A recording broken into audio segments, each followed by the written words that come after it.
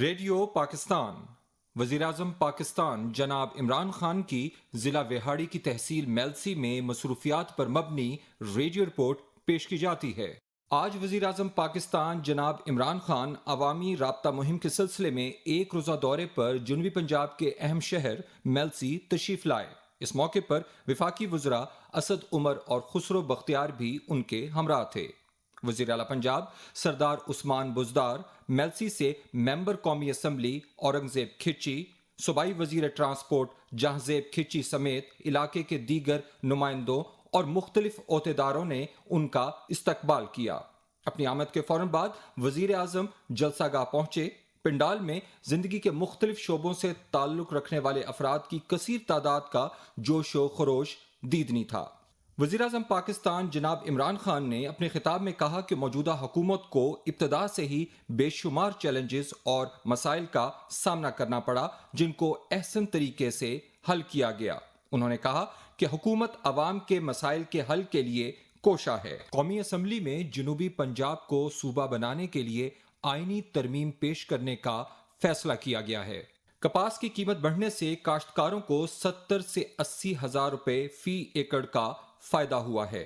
کھاد کا مسئلہ حل کرنے کے لیے چین سے 1 لاکھ ٹن کھاد منگوائی جائے گی اور کسانوں کو یوریا کھاد پر 132 ارب روپے کی سبسڈی دی گئی ہے۔ انہوں نے کہا، سب سے پہلے خوشخبری یہ ہے کہ ہماری فیڈرل گورنمنٹ نے فیصلہ کیا ہے کہ ہم جنوبی پنجاب کے لیے 500 ارب روپیہ مزید خرچ کریں گے۔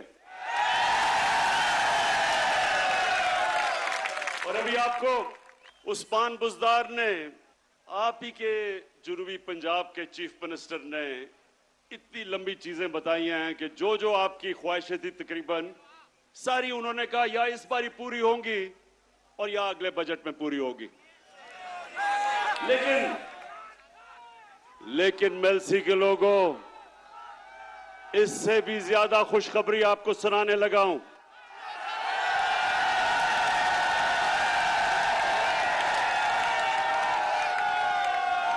فیصلہ کیا ہے کہ ہم نیشنل اسمبلی میں ساؤتھ پنجاب کی کانسٹیٹیوشنل امینڈمنٹ رکھ دیں گے کہ ساؤتھ پنجاب کا صوبہ بننا چاہیے۔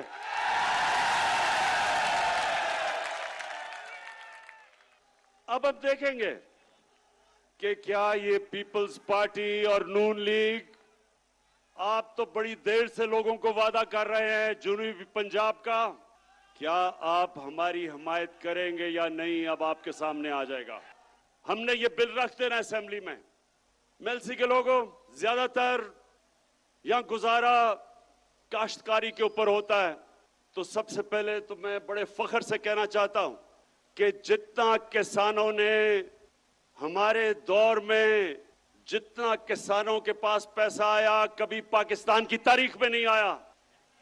اب ذرا یہ میرے پاس اعداد و شمار ہیں۔ مکئی میں ہر ایکڑ کے اوپر مہنگائی کے باوجود جو مکئی کی فصل کی قیمت بڑھی ہے، 40,000 سے 50,000 تک مزید فائدہ ہوا ہے کسان کو۔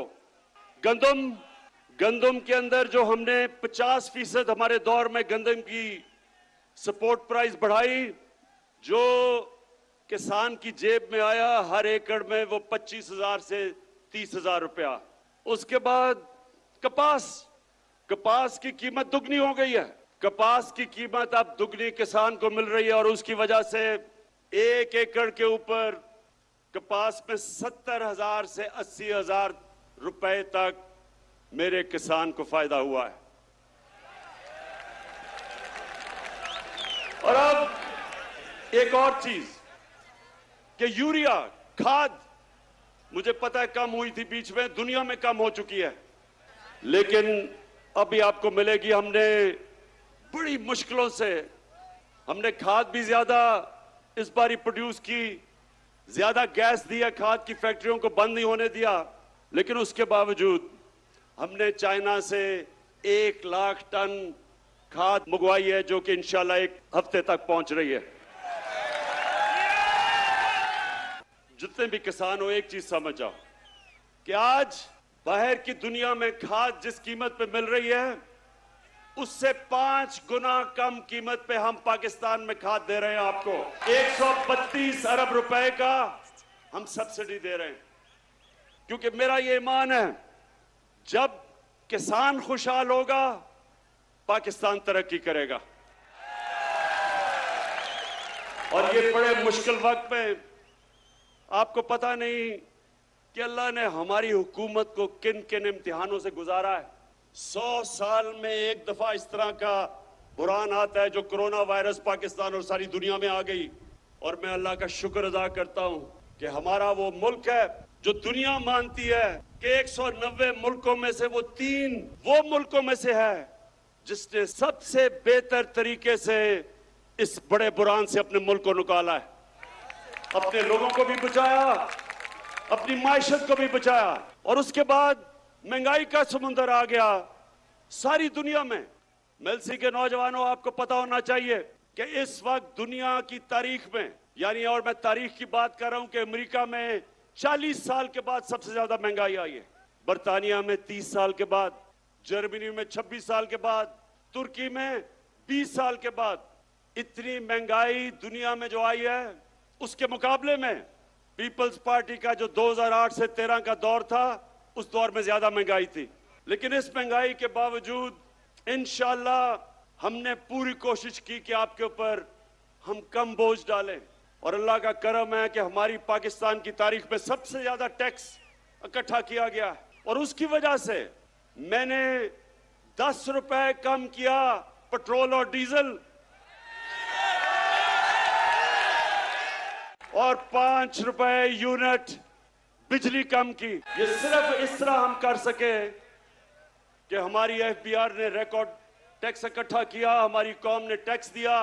और मेरा अपनी कौम से वादा है जितना जितना आप हमारे टैक्स देते रहेंगे वो सारा टैक्स मैं अवाम के ऊपर बोझ कम करने पे लगाऊंगा। वजीर आज़म पाकिस्तान जनाब इमरान खान ने कहा है कि मौजूदा हुकूमत आज़ाद खारजा पॉलिसी पर अमल पैरा है और तमाम ममालिक के साथ बराबरी की सतह पर ताल्लुकात कायम किए हुए है। माँ बाप ने भी मुझे याद दिलाया और हमेशा मैं ज़हन में था कि कभी हमने पाकिस्तान को कभी किसी की गुलामी नहीं करने देना। पाकिस्तान के लोग ये सुन लो, ना आज तक इमरान खान किसी के सामने झुका है और इंशाअल्लाह जब तक मेरे में खून है मैं अपनी कौम को किसी के सामने झुकने नहीं दूंगा।